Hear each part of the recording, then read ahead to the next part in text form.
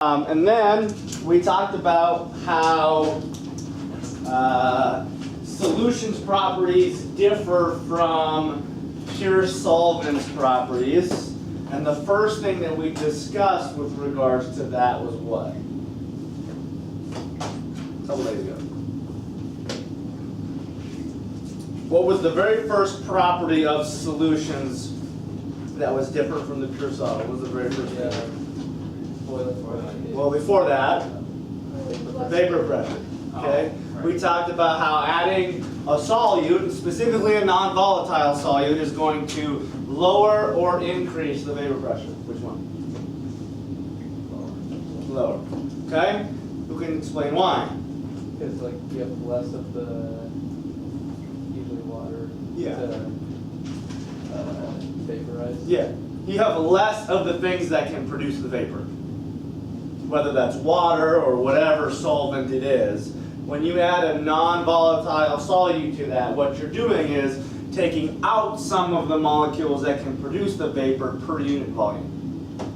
Yes? So would adding a volatile one increase the pressure then?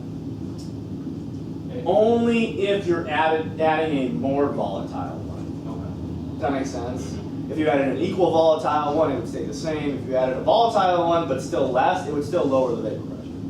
Not as much, obviously. Yes. Okay. Absolutely. Yep. Okay, so we're going, then we talked about how vapor pressure really affected both boiling and freezing, and what was the effect of that on boiling point and freezing point?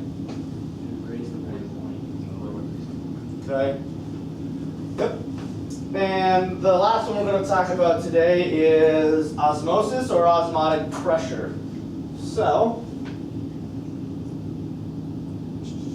Why is osmotic pressure shown by pi? I don't know. Sometimes I don't completely understand why they choose the I variable. don't get confused with that. So, yeah, that's what they do. So that's what we'll go with. So you guys are probably familiar with a semi-permeable membrane. Biology probably talks about it actually more. They do a lot, like, well, actually, that's probably more specifically a biochemistry concept because it really is both. Layer of lipids that only allow certain types of molecules Yep. to cell wall, or cell, not cell walls, plants, cell membrane, thank you. Yep, and so a semi-permeable, and there's a lot of different types of semi-permeable membranes. There are some semi-permeable membranes that do not allow any solute to go through. There's some that allow small little solute particles to go through. So you can create whatever type of semi-permeable membrane. There's some that are attracted to ions, which don't allow ions to go through, and all sorts of different types that they can create for the purposes of using osmosis. Okay, so Was it a sieve, kind of like maybe not an actual semi-permeable membrane, but like an example of some similar? yes, it's not a membrane, so you can't really call that. But yeah, it's just really what a semi-permeable membrane is a filter. So yes, it's a specific type of filter, but it really it is for the purpose, all intents and purposes, it's really just a filter. Okay, so osmosis is really the flow of solvent into the solution through a semi-permeable membrane, and the reason why solvent flows to the solution is some things we're going to talk about today. Okay, so there's a couple of visuals in your book that I want you to open up to, so we can kind of see what we're talking about. 520, 521.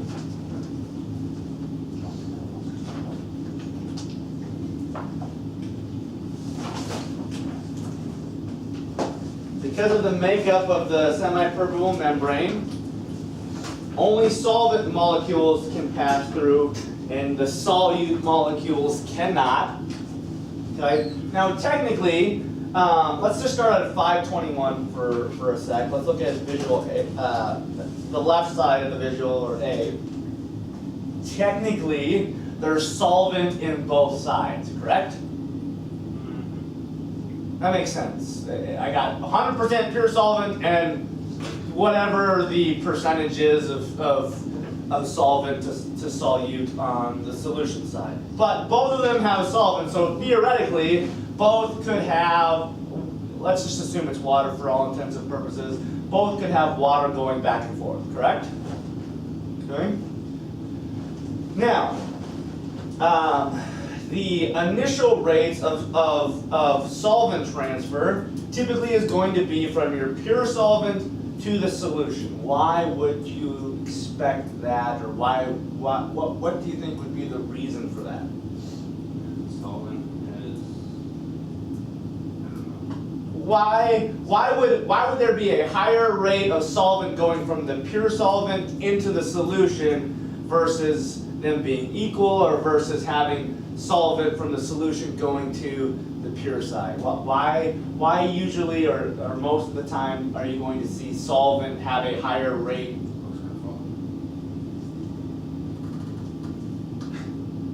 Yep. Why would you see a higher rate from pure solvent into the solution?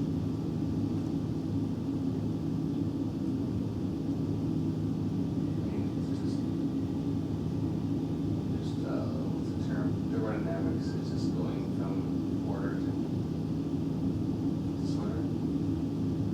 It's too close together. Yeah, it's probably a small part of it. I never really thought about that, but there's probably some of that going on. I can't remember that word.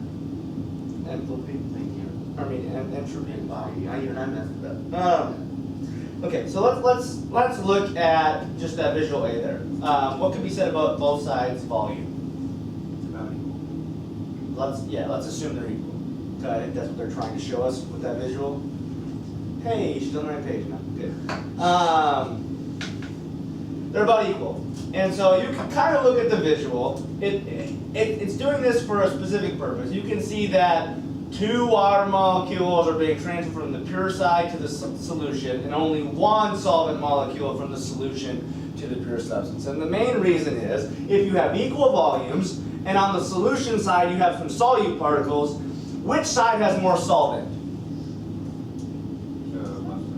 The left side, the part that's all solvent. Okay, so it's the same idea. The more solvent you have, the more collisions of solvent with the semi-permeable membrane you're going to have if it's 100% solvent. Does that make sense? So you're going to have a higher rate going from the pure side into the solution than the reverse process. Okay? So what you're eventually going to see is the rate's going to start going through, and water's going to start going into the solution. And there will eventually be a point where it will stop, where the rate of both processes are equal. Okay? Do you remember doing manometers at all?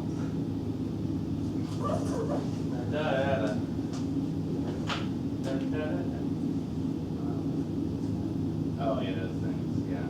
These guys, and we were able to determine the pressure difference based on what?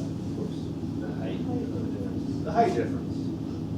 Yeah. This is the same idea. So if you look at the visual on the right, it's trying to show you, if you look at how many arrows are going across both ways, that the rates going either way are equal, which would assume equilibrium, which means you would see no overall net transfer anymore, correct?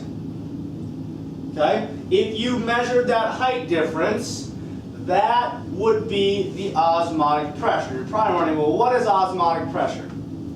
Okay? So based on that height difference, I can determine what the osmotic pressure is. And what that is how much pressure I would have to exert to keep it from transferring. So let's go back to the visual on 520.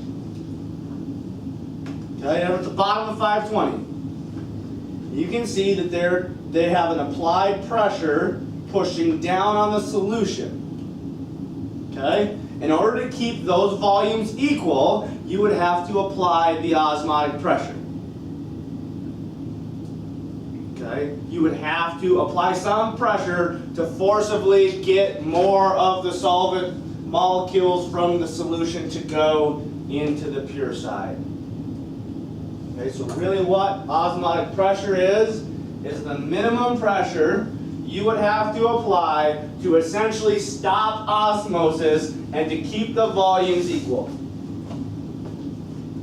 Okay, if I added any more than the osmotic pressure, what would you see?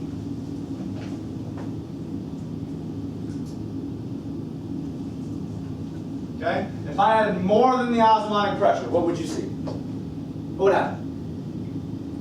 Let's say that this is pure, sorry, I should make that distinction, solution. What would you see if you added more than the osmotic pressure? I mean, What should happen? there'd be more, the solvent would move Which way? Which way would which way would you see a net transfer? from the solution to the solvent. Yes. If you had it at the osmotic pressure, you would have enough pressure to keep the rates equal. If you had under the osmotic pressure, you would expect to see what you naturally would see without any pressure put on. Okay? So there's quite a bit of applications of this, which we are going to talk about. Before we do that, let's do a problem. Here's your equation for this. Okay, this is your osmotic pressure. Yes, it's pi. Why they chose pi, I don't know. I don't think we need to die on that hill. Okay? And we've already dealt with molarity. This R we've seen before. It's our R gas law constant. And then we've got our temperature in Kelvin. Okay? Let's tackle this process. So here's a use of osmosis. You can use osmosis to discover unknowns. I think you may be seeing a theme here. A lot of the stuff that we've been doing are ways or processes where you could figure out unknown things in a lab. I mean, that's essentially what a lot of times you're going to be doing in lab is research or trying to discover new things, and you're going to need to have a lot of tools at your disposal to be able to do that. This would be one of them. Okay, it says determine the molar mass of a certain protein. Do you think there are certain companies and certain medical labs that might need to know what an unknown protein is? Is that a possibility? Yeah. Absolutely. Okay? They found the mass of it, which is something that you could do without needing any special crazy material. Okay? Dissolved in enough water to make a 1 milliliter solution. They then could figure out the osmotic pressure, and they did so and found that it was 1.12 torr at 25 degrees Celsius. Calculate the molar mass of the protein. So let's just start by writing our equation. Let's write some things that we've been given. What is the first constant that we should obviously know? What are its units? It has 4 of them. Well, that's in there. So let's go back to the PV equals nRT. That might help us. If we solve for R, it's PV over R, NT, correct? What's P's unit? Pressure times volume. ATM times Liter. divided by, Moles times. there it is. Okay. The reason why I started with that is because they did give us an osmotic pressure, but they gave it to us in the torr, the wrong unit. So let's just make that change now. You guys remember the relationship between atmospheres and torr?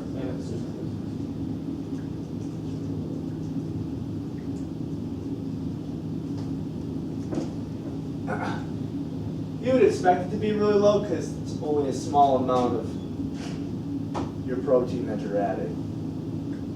And even though the protein's probably a really big substance, remember, it doesn't depend on how big the substance is, it just depends on how many of those particles you have.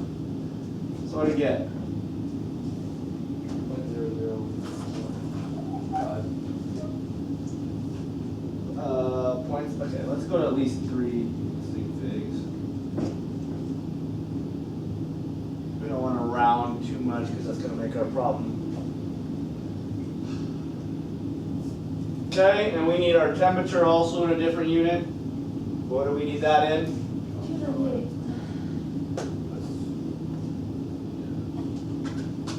Okay, now we have enough information to solve for what? Molarity. This is actually molarity, not molality. Okay, and why do you think we need to solve for molarity? Because what is our end goal? To find molar mass, and there's something important in molarity that we need to find molar mass, correct?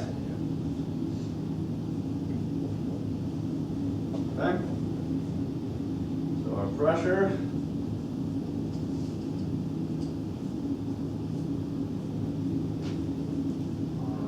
gas constant, or our constant, ATF times liter, okay, and 298 Kelvin.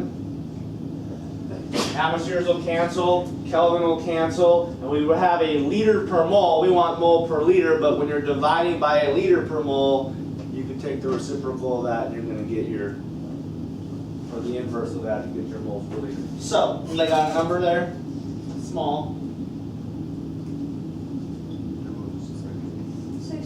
6.0113 times 10 Moles per 1 liter. Now, this is moles of what and liters of what? Moles solute in the solution. Yep. That's important. Which of these two units do we want? Moles, so we have to get rid of. And how do we do that? Okay, 1 milliliter is how many liters?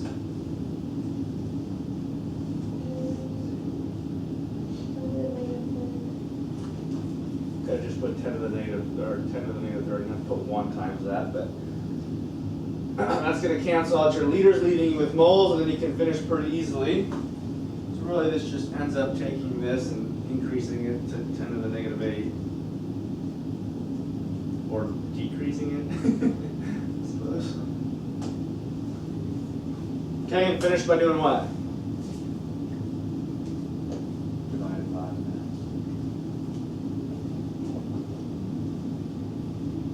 What was our mass?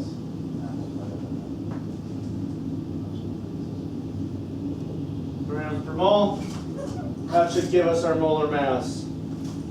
Which proteins are huge molecules, so it makes sense that it's got a very, very big molar mass. Now, this in itself isn't probably enough information to tell you exactly what the protein is, but you could go to your handy 107th edition of Chemistry and Physics Handbook and you could look up and figure out what protein has approximately that molar mass, and you might be able to at least narrow it down to a few things. Okay? Questions on this? Any? Okay. Let's talk about probably one of the most important medical uses for osmosis. Dialysis. Anyone know what that is without looking? I've Heard of it, If but- filter toxins out of your blood, your body can't do it either because of sickness or. Yeah, so what is the organ in your body that does that isn't doing that? Kidneys. Okay, so essentially what dialysis is an artificial kidney. Yeah, it can get stolen or ruptured or. Stolen kidney. What? You never heard stories about that? You wake up in a bathtub full of ice because someone stole your kidneys? What? You sell them on the black market for like a ton of money. You never heard those stories? No, I mean, doesn't So they're probably surprise. not true, but I've heard. Wake up in a bathtub full of ice. Oh, where'd my kidneys go? Wait, both of them would Well, you would dope somebody probably. They You drive can you and only then take they. one though, or else you would die. That's the point. That you don't have either of them, then you're gonna die. 'Cause someone stole both of them. That's the way it is. Someone stole them. You didn't give them away. Someone stole them. Well, yeah, then why did they even put you in ice? Yeah.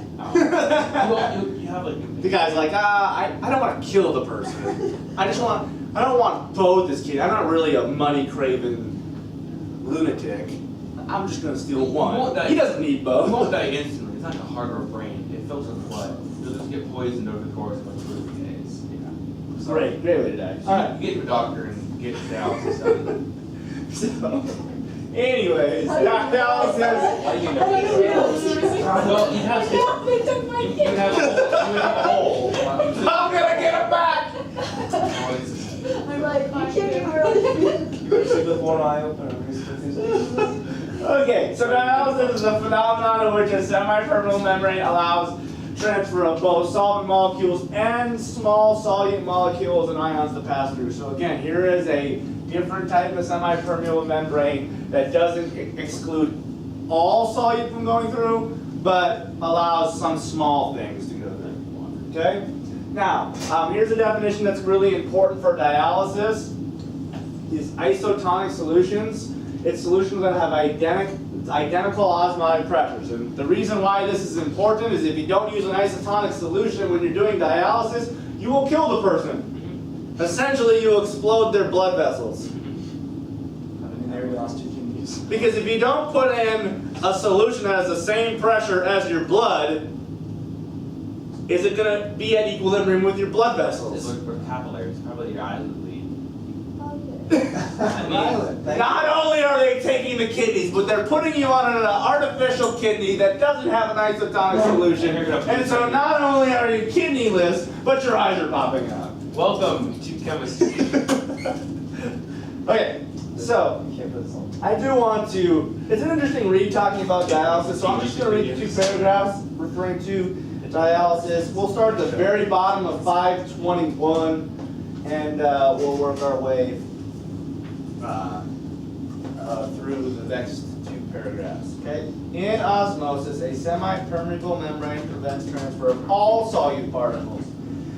A similar phenomenon called dialysis occurs at the walls of most plant and animal cells. However, in this case, the membrane allows transfer of both solvent molecules and small solute molecules or ions. One of the most important applications of dialysis in the use of artificial kidney machines to purify the blood. The blood is passing through a cellophane, is that how you say that? Yeah. Cellophane tube, which acts as a semi-permeable membrane. The tube is immersed in a dialysizing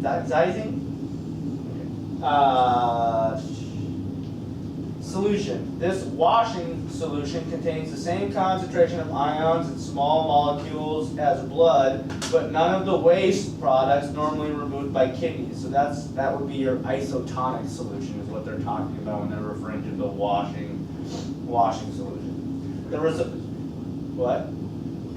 If a dialysis machine, wouldn't they put blood in? Or do they put some other weird chemical?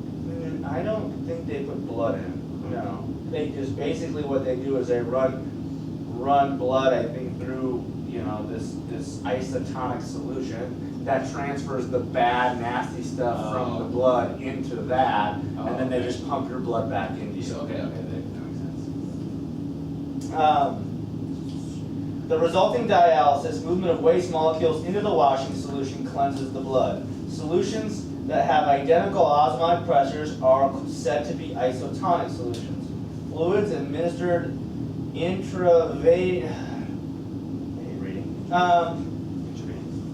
must be isotonic with body fluids. For example, if red blood cells are bathed in a hypertonic, which is a solution having an osmotic pressure higher than that of cell fluids, the cells will shrivel because of the net transfer of water out of the cells. So what happens is if you don't have an isotonic solution, water either will go into your red blood cells or come out of your red blood cells because you don't have it at equilibrium. Okay? When it comes out of your red blood cells, it makes sense that the blood cells are going to shrivel. And if it goes into your red blood cells, They burst. yeah, it could either they're going to be just bloated or they'll eventually burst. But yeah. Okay. For example, if a red blood cell, okay, we talked about this phenomenon is called crenation. The opposite phenomenon called hemolysis. This is like reading science journal articles all over again. Occurs when cells are bathed in a hypotonic solution, a solution in which the osmotic pressure is lower than that of the cell fluids. In this case, the cells rupture because of the flow of water into the cells. Okay, we can use the phenomenon of prenation to our advantage. Food can be preserved by treating its surface with a solution with a solute that gives a solution that is hypotonic to bacteria cells. Bacteria on the food then tend to shrivel and die. This is why salt can be used as a product, or not product, to protect, struggling today, meat and sugar can be used to protect fruit. That's what killing slugs with salt is this. Killing slugs? Yeah, you ever heard that? You pour salt on sludge and it shrivels up? Oh, I'm gonna have to try that. Dude, Yeah. you should do that. Anyone want to find a slug and bring it in? No, we used to have we had birdseed, and they weren't really slugs, they were grubs. Something happened to grubs. And we had beetle grubs and like a bucket of birdseed, we had a bird feeder, and Lane and I would pick out the And put grubs. salt on them. Well, we put them on the hot sidewalk. Even better. Okay. It's a grub, it's not actual pain. So let's do the next problem. We're not going to get through the rest of this lesson. We're actually, what we'll do is, I won't make this homework necessarily due tomorrow. We're going to kind of take this lesson and tomorrow's lesson and make them kind of two lessons because tomorrow's lesson is really short. So, and I think the whole idea of dialysis is kind of cool. And, you know, it brings up fun stories like, you know, selling kidneys on the black market. So, Yep. That's one of the future classes. You're welcome, people. what? That's random. That's ever happened? Oh, no, people just have Fight. I bet that's You happened. can get punched. I bet that's happened. I guess. Yeah. See, they do that all the time for like sex trafficking and stuff. It's the same idea. Yeah. It's for money. Now, yeah. I wouldn't know how to use the black market. He does know how to use the black market. Wink, wink. Or how to make meth. Sell it. Or how to make math. You sell Bitcoin. I mean, just watch Breaking Bad. Never done that. What concentration of sodium chloride in water is needed to produce an aqueous isotonic? What does isotonic mean? The same. Same osmotic pressure. Okay? So we want to have an osmotic pressure of this.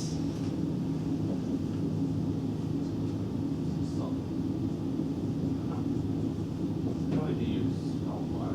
What? For a dialysis machine, it makes sense. The salt water's not gonna, Kill you. yeah, at least not quickly. Okay? Instead of blood, I'm sure it would kill you. Okay, we know where our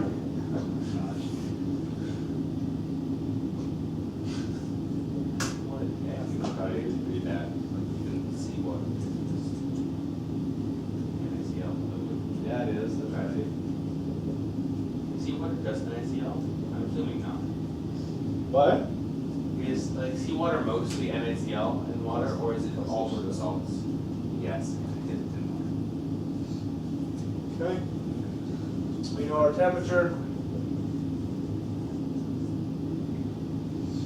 Now we can plug in and solve for our molarity, which is what they're talking about. What concentration of sodium chloride?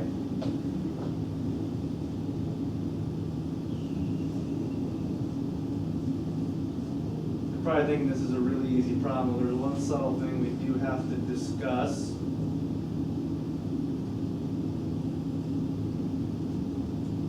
Wait, this is flipped. I messed that up.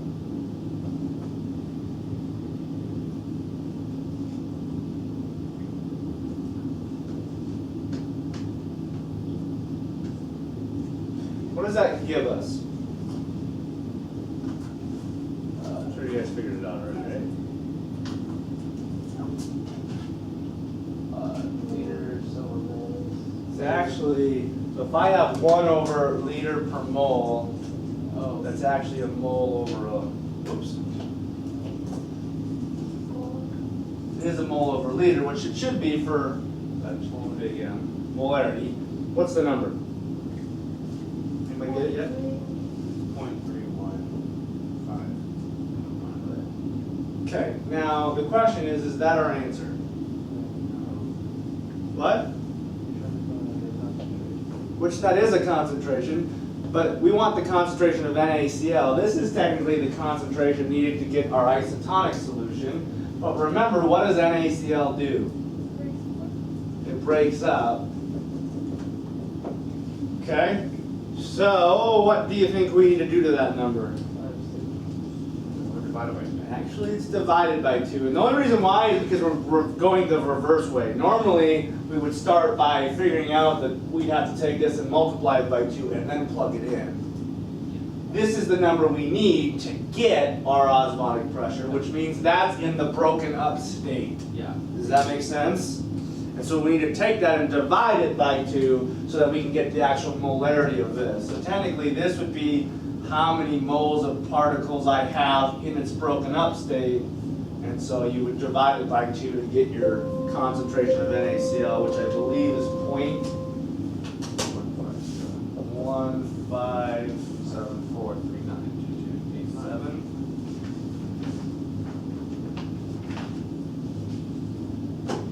Okay, so there you do have to take into consideration ionic compounds. Okay, so if you absolutely can give your homework a try or what you can get through. What we'll do tomorrow is we'll finish with reverse osmosis and ion pairing, and then that'll finish today's lesson, and we'll do the small lesson that has really just 2 vocabulary words tomorrow, and be done with the chapter. What is Monday? Tuesday. I mean, you can by all means come in on Monday. I'm gonna be here on Monday, so. Wait, what? Wait, it's really Tuesday, not Friday? Wait, do you have in-service on Wait, did I say Friday? You said Tuesday. I was just wondering. When is it? When did I say it was? You said Tuesday. What did I say the other day? Well, what are we doing Friday then? Well, you said Monday and then we. What day is it today? Wednesday. Yeah, it'll be Tuesday. Because Monday there's no school for you. But for me. You have in-service on Columbus Day? Yeah. That's why we get it. Oh, we get